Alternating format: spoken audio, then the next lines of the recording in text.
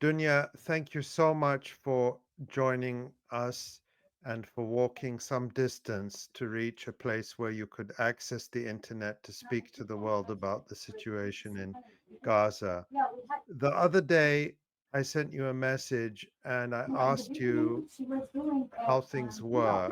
And the answer you gave me really was very difficult and heartbreaking about the situation in Gaza with the widespread hunger. Tell us what the situation is now around you, what you're seeing, and what you and people around you are experiencing.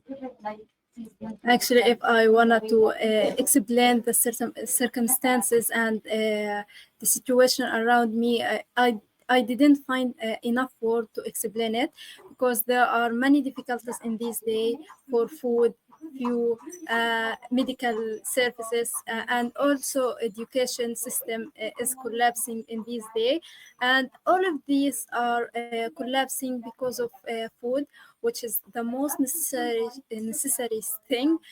As you know, Maslow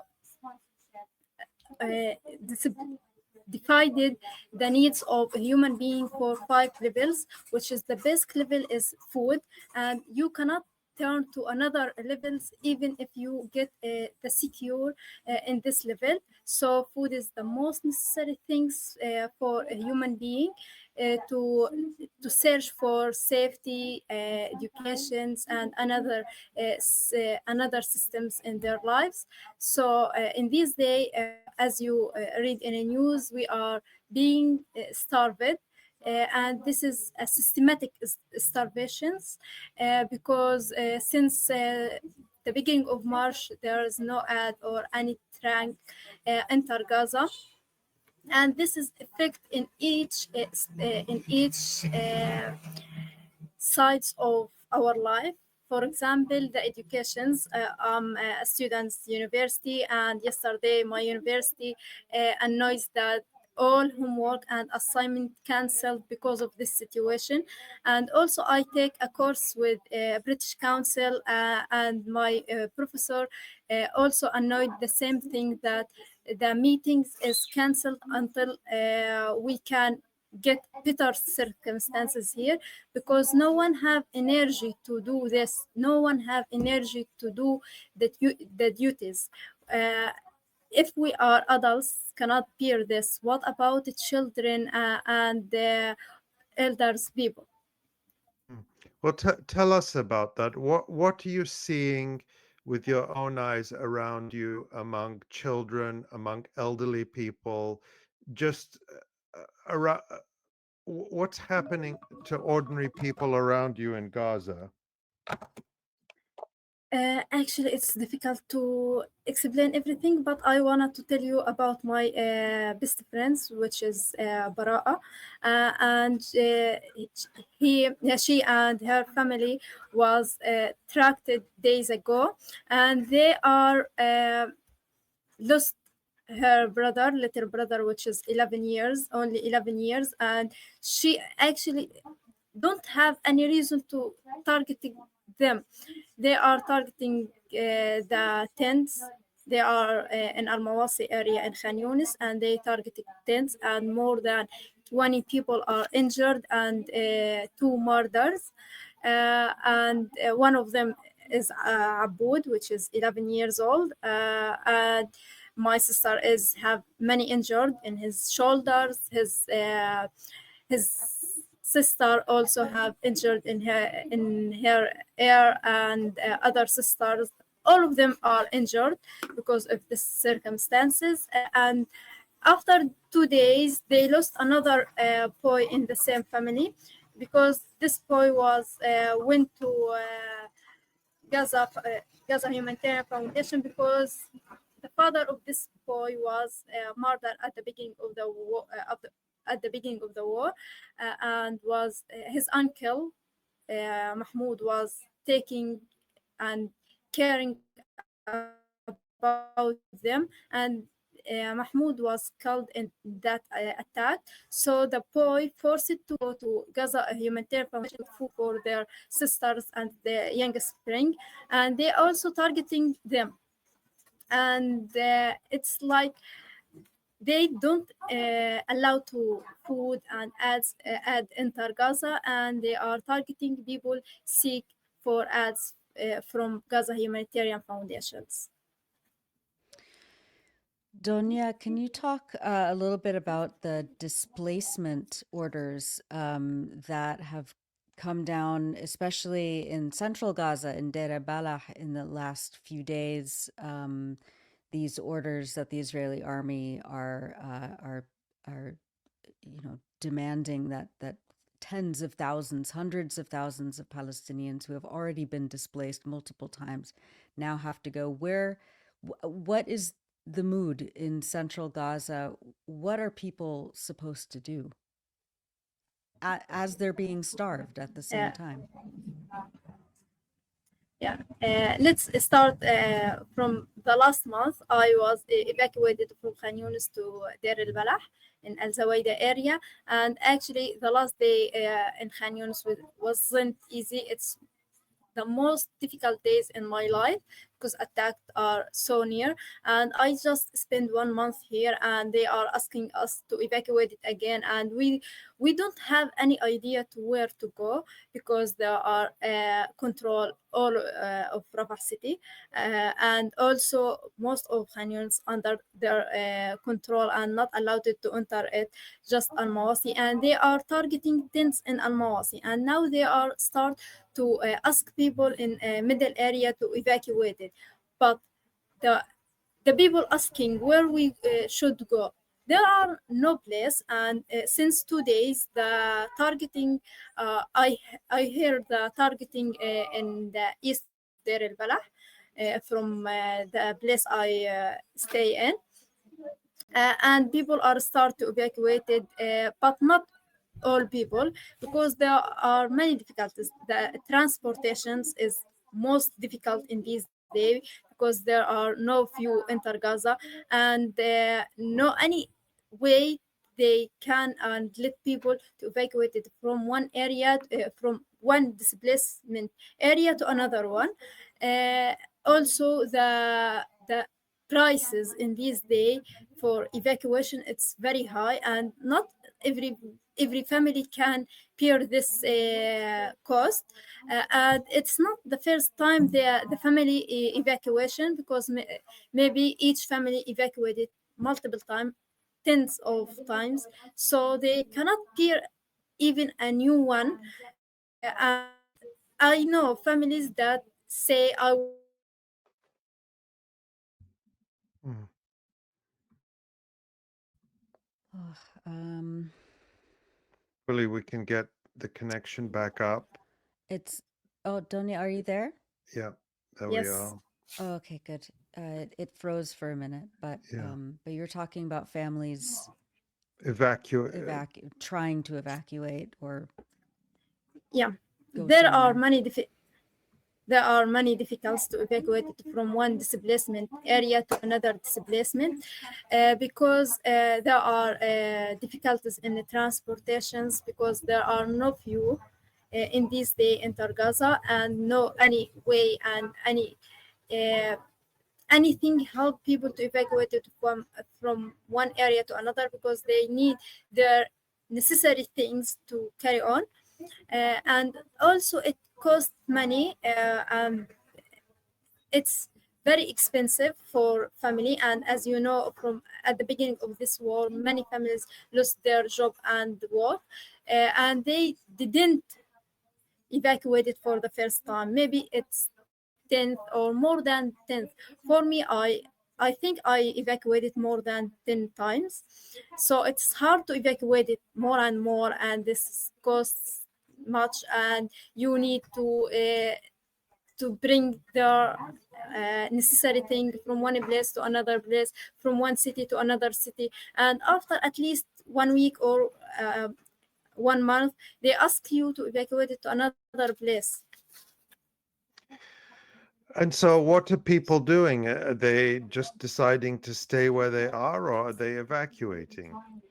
Yes, most of family are decided to stay in, because also if they have some money, they wanted to pay some food for their kids and children. They don't want to give the money for evacuations, transportation.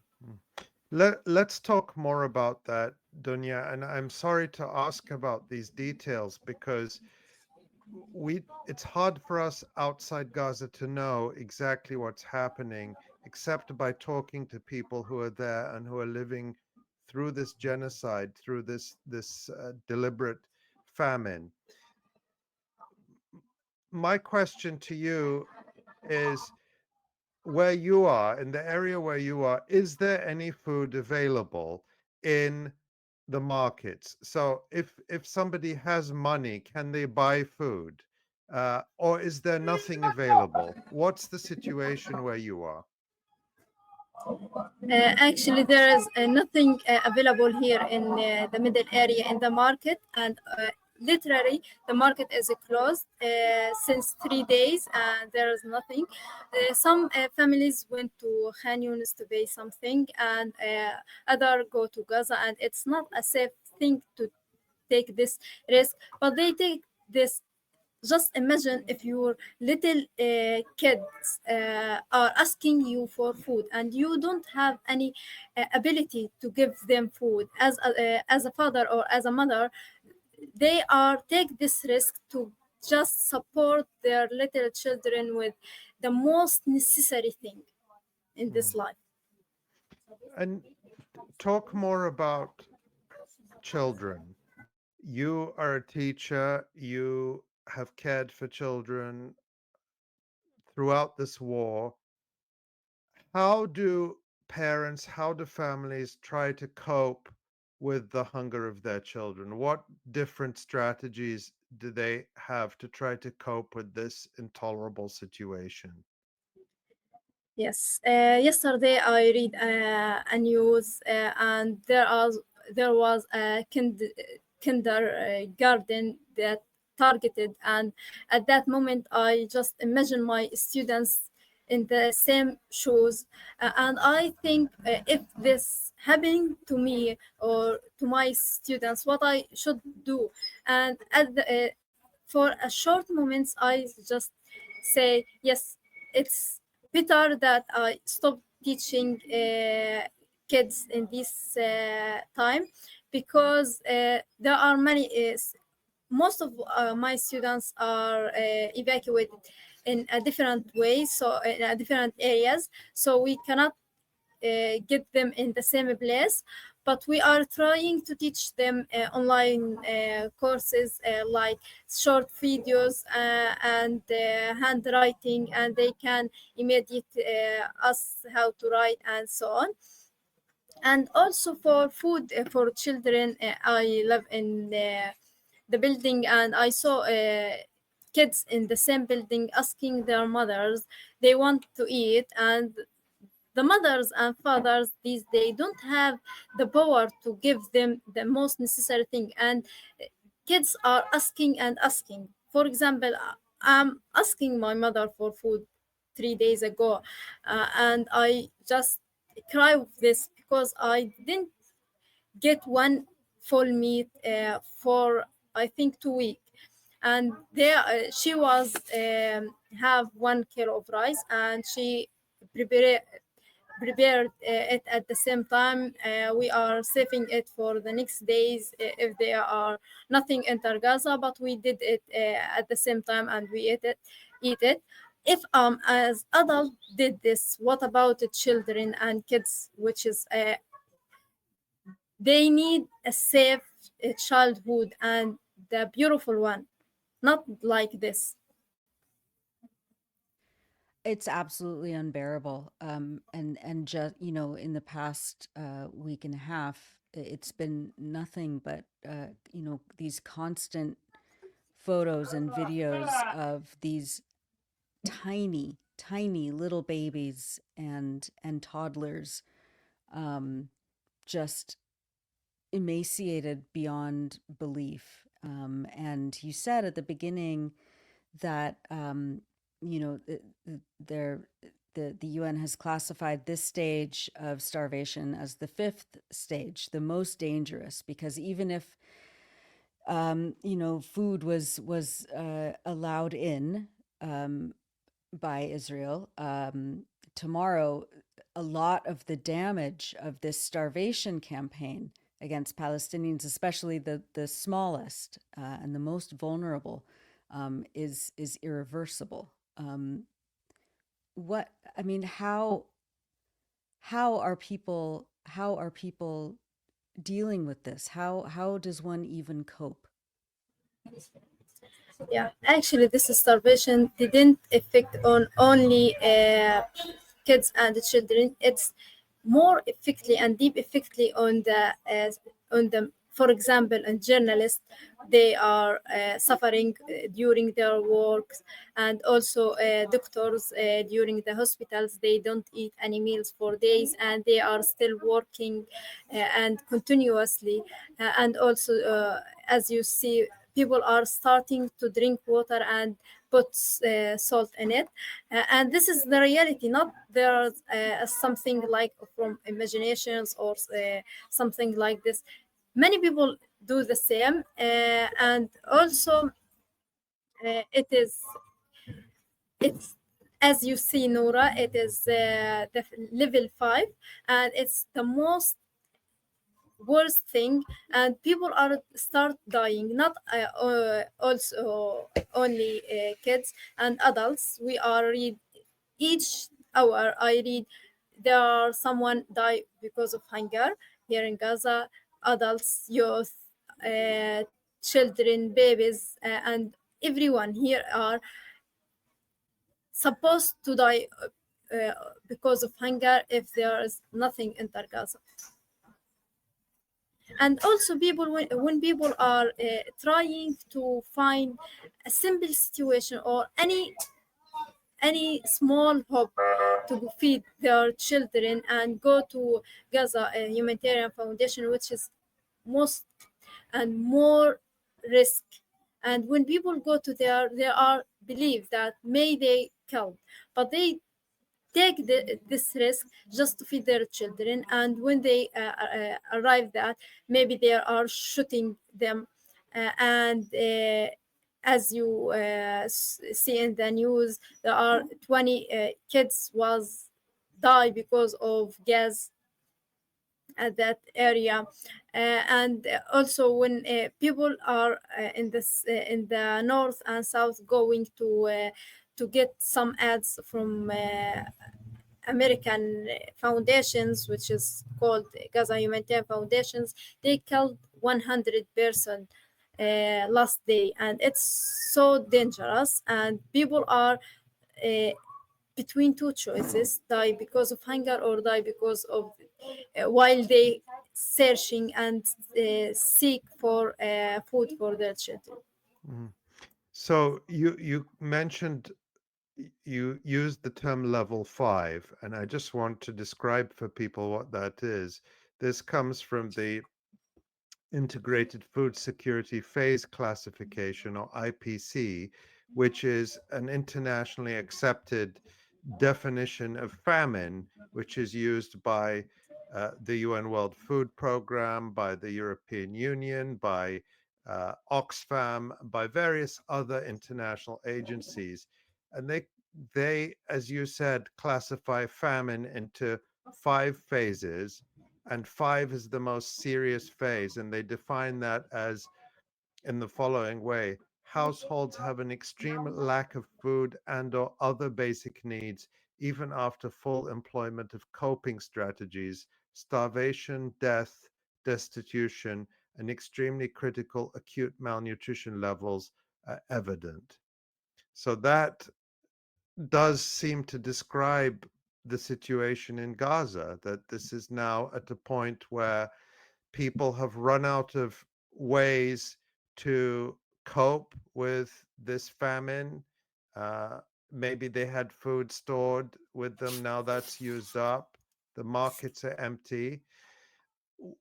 What, Dunya, people all over the world are watching this situation in anguish and shock that their governments are not doing anything except talking. People are protesting. People are being arrested in different countries because they protest, but their governments are not moving yet. I don't want to say they won't because we don't want to lose hope. But what are people in Gaza saying? Or are they even paying attention to what is happening in the rest of the world? What's their Yes, message to people outside?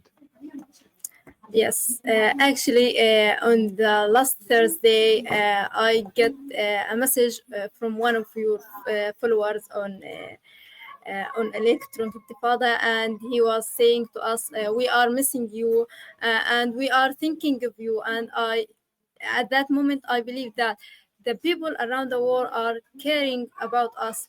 They are trying their best to change the situations here, but even if they cannot change it, but they are trying their best, and we are appreciate that. We are appreciate that highly, and we believe that someday we will be free, and their efforts will get um, valuable things, and we we look for each simple thing around us in the world talking about Gaza, because we get hope from that things. We don't have anything to do here in Gaza, so we need hope from the world, and if need something change, something help and support us. Donya, are you able to write during this time? You're such an incredible writer. And I know you're also in the middle of medical school. You're going to be a healthcare worker, a physician, a healer. Um, what like what is motivating you right now? Are you able to write about this? Are you able to record, this horrific moment in any way that you can? Actually, it's not easy to write and do anything in this day, because it's very hard. But we are also try our best to write, to record everything. And as you told, I start studying medicine, and I hope I can record every story in the hospitals that have pain and have story to tell the world about. And I'm looking and working on this, because each one here in Gaza have a story, so the world need to know each story. Dunya, it's such a privilege to listen to you and to talk to you, and we're so grateful that you traveled a long distance to be able to find the internet and to come and talk to us. And we missed you very much. It's been a few weeks since we spoke to you, and we take a tremendous amount of hope from seeing you, from hearing you, from knowing that you are still working with determination for a future. And you must be very, very tired. You must be very exhausted. And yet you are still going. And so the message we take from you is that be we also cannot be too tired to continue our work and to continue speaking out and to speak every day and every hour about what's happening in Gaza.